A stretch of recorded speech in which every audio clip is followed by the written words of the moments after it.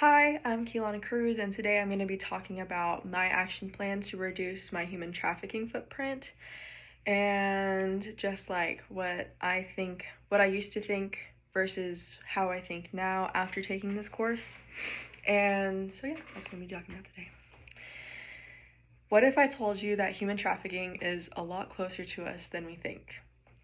Like from the clothes that we wear to the fruit that we buy to the media that we consume to all this stuff, and we don't even know it. So before taking this course, I never actually realized how my everyday choices, from the clothes that I wear to what vegetables I buy, what products I use my money for, all that stuff, how that contributes to human trafficking. And now it's kind of really hard to unsee it. Like, it makes me want to look into the products that I'm buying, into the products that I'm using, and who I'm supporting, what the nit-gritty stuff is behind it, and if they're linked to anything like that, or, yeah, it's kind of hard to, go through all of that. Not go through, but it's hard to, read about it and then not want to do anything about it and just keep doing what you're doing. And just to talk more about how eye-opening it was taking this course, in the world today, roughly 21 million people are trapped in forced labor, and more than half of those people are women and children. This is from the International Labor Organization, and that's really insane to think about. Just because that's a really big number of survivors, or just victims of this. And one takeaway that really struck to me was that not even just women and children, but also immigrants who were promised a good job, a good payroll, all this stuff of false promises just for them to be forced into labor and basically forced to only sticking to one boss and not being able to move around, and their mobility in their workspace that they agreed to is very limited, and just the way that they lure these immigrants to work here is crazy. Okay, now I'm going to talk about my contribution to human trafficking and how I want to change that. So, purchasing products linked to forced labor, just things like fast fashion, different brands, different food brands, chocolate brands. You don't know, nobody really looks into chocolate brands ever, so you don't really know if what's linked to human trafficking and what's not.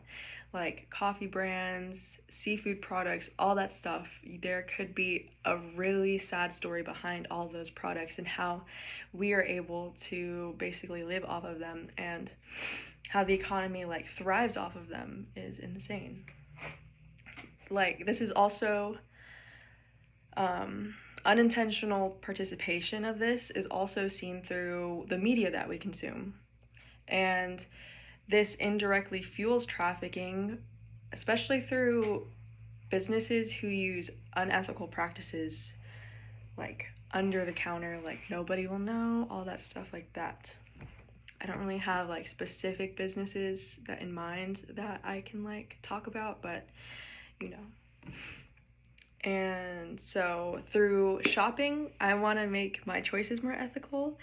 And so I want to use tools like Good On You, which is an app that basically can give you information on the businesses that you are buying from and that you are kind of supporting by buying from them. Or through the U.S. Department of Labor's list of goods produced by child labor or forced labor to choose ethical brands with no connection to trafficking at all. And I also want to spread awareness by educating my social circle on making either the same decisions and choices on who they shop for, or different ones that are also better for kind of stopping doing that, I guess.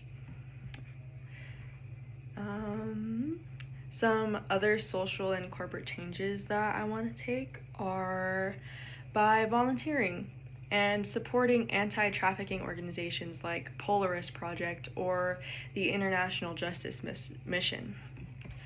And to also use, I wouldn't really do this, but other people can use their social media platforms to raise awareness, posting about the ethical brands that they find, or sharing survivor stories would be a great help in this issue. And on a corporate matter, I want to advocate for transparency in the supply chains at companies where I shop. I want to be able to actually see the nitty-gritty, all that stuff, on where they're getting the products that they need to make the stuff that they're selling, stuff like that. I want to see the whole supply chain, where they're getting the stuff they need. And also to encourage businesses to source ethically by signing petitions or sending letters to them about this issue. And lastly, I want to talk about the biblical worldview and seeing God's work in this movement. I want to bring up one verse specifically. I want to reference John 11:17-37, just this line. And it says, "Just as Jesus was moved by suffering, we too must not remain passive. God calls us to be his hands and feet."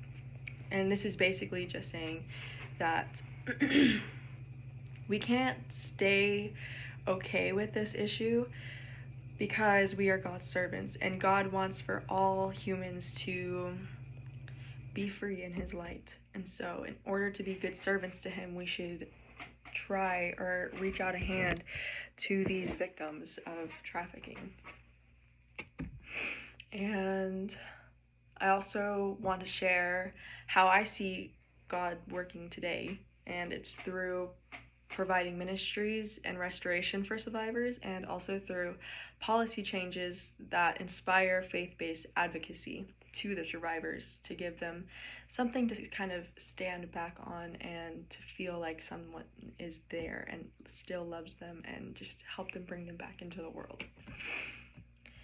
In conclusion, I want to encourage every viewer to think about the decisions that they make, mainly with what we buy, what we watch, and how we advocate, and that their choices have the power to either fuel trafficking or fight against it. And so I basically just want to ask you what side you will choose. Thank you.